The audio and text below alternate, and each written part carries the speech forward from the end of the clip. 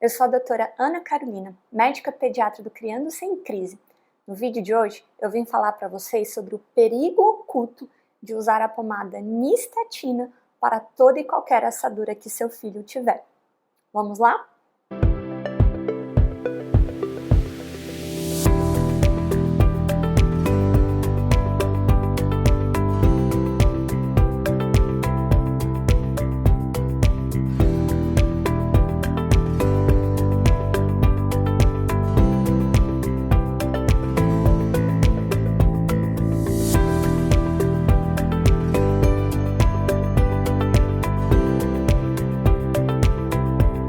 Alguma vez na vida você por acaso já usou aquela pomada rosinha, que no Brasil é a mais comum, a gente vê a genérica, né?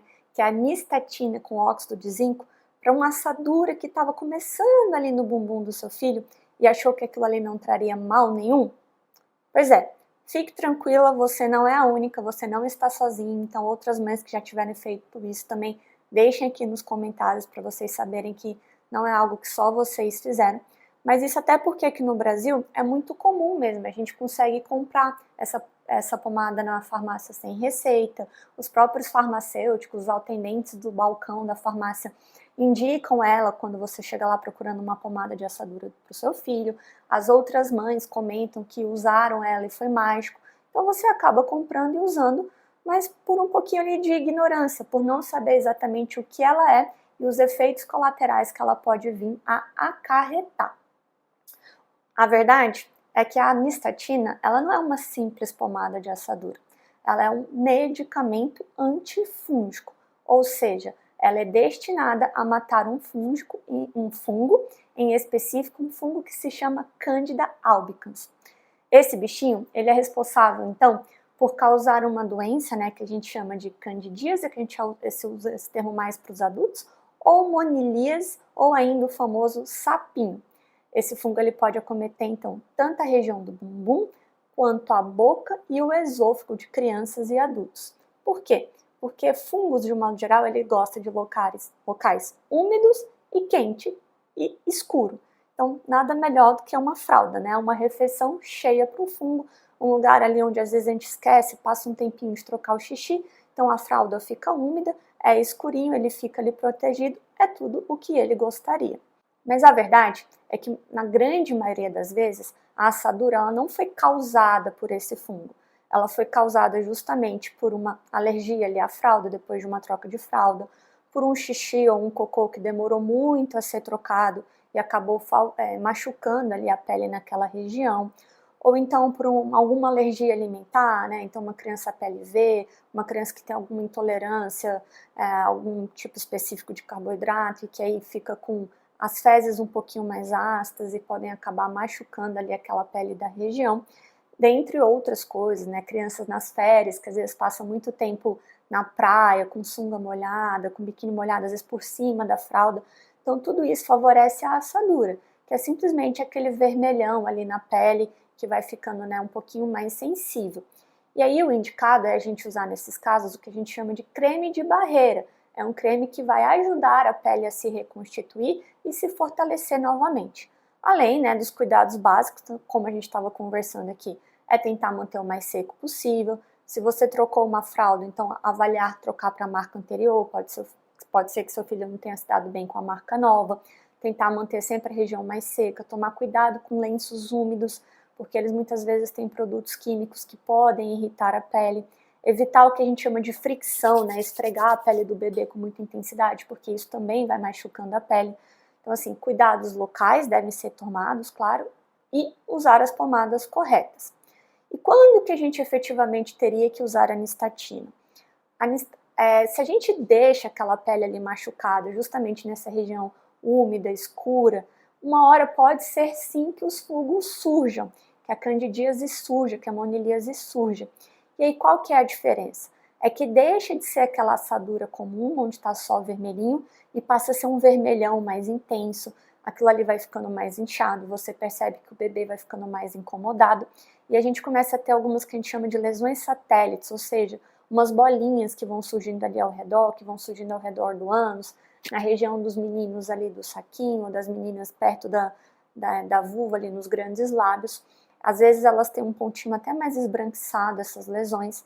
A gente percebe que o vermelho é de uma cor, de uma tonalidade diferente, e aí sim a gente vai pensar que essa lesão que começou acabou infectando com fungo, e aí neste caso deve ser então discutido com o médico, seja pediatra, seja o seu médico de família, e se ele concordar mesmo que se trata de uma infecção fúngica, aí sim deveria ser iniciado o uso da nistatina. E por que eu tô falando, vocês têm que conversar com o médico? Eu sei que na realidade de muita gente nem sempre vai ser possível, nem sempre vai ter um acesso fácil ao médico, às vezes por agenda lotada, porque tá indo na UBS, não consegue uma consulta em data próxima, mas então assim, pelo menos vocês precisam entender a diferença de uma assadura comum para uma assadura causada ali pela Candidinha moniliasa. Tem bastante foto na internet, vocês podem dar uma pesquisada também. Mas aí vem a dúvida, doutora, mas por que eu não posso então simplesmente já passar a nistatina na dúvida? Não sei se é, se não é, qual que é o problema? Eu não tô vendo aí o tal do perigo. Mas o que acontece, gente, é que da mesma forma que os antibióticos, a gente sempre ressalta a importância de que eles devem ser usados pelo tempo certo, na frequência certa, a nistatina, que é o antifúngico, aqui vale a mesma coisa.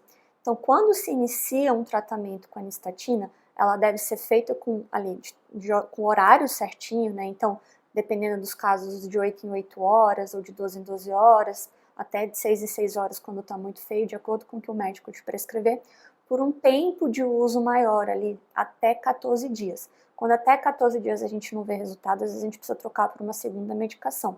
Mas ela não deve ser usada de forma alguma, ali 1, 2 vezes ao dia, antes de ir para a escola, passa só um pouquinho, 2, 3 dias depois melhorou, para de passar e está tudo bem. Por quê? Porque esse tipo de prática, esse tipo de comportamento favorece o que nós chamamos de resistência. Então, o que é isso? Quando você passa ali a nistatina de qualquer jeito, né, por menos tempo do que deveria, ela vai simplesmente matar algum dos fungos, mas vai matar só os fungos mais fracos. Os fungos mais fortes, né, eles vão continuar por ali, eles vão se esconder, eles vão dar uma disfarçada, mas eles vão continuar vivendo ali na pele.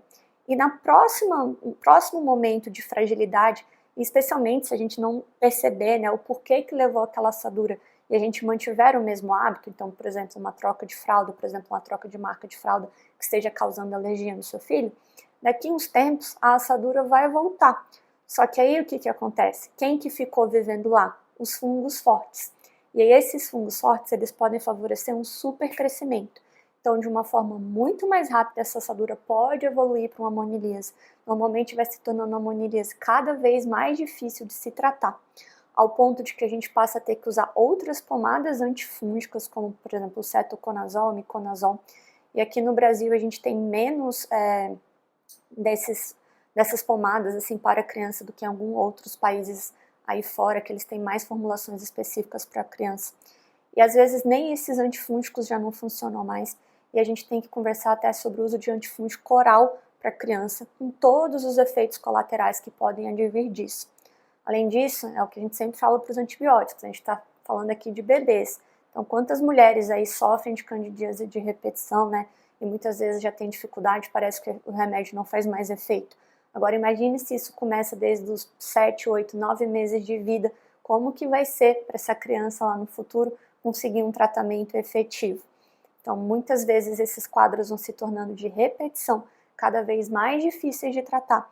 E um problema que era para ser simples, que poderia ter sido resolvido, né, com cuidados ali locais e com pomadas específicas, vai se tornando cada vez mais difícil de controlar e vai virando uma verdadeira dor de cabeça. Por isso, gente, esse vídeo é para alertar que a nistatina ela não é uma pomadinha de assadura qualquer, ela é um medicamento que deve ser usado da maneira adequada, de forma séria e após conversar com o médico. Para as outras assaduras normais, mais comuns, além das dicas que eu já dei aqui, a gente vai ter um vídeo aqui na semana que vem só sobre os cremes adequados, né, as pomadas adequadas para se usar então nesses casos iniciais. Uma dica que eu já dou, tem algumas marcas que eles têm tanto só o creme de barreira, como o creme já contendo a nistatina, né, nistatina e óxido de zinco, enfim, algumas composições. E aí geralmente a diferença vem no nome. Então, eles colocam como prevent, né, como prevenção, e quando tem a nistatina, eles colocam como tratamento, ou seja, você já está tratando efetivamente a doença. Então, fiquem atentas, cuidado no uso da nistatina, tá bom? para evitar maiores dores de cabeça aí no futuro. Eu sei que na hora ali, na primeira vez, parece que ela é mágica, mas a gente tem que pensar no que está por vir também. Certo? Deu para entender? Gostaram do conteúdo?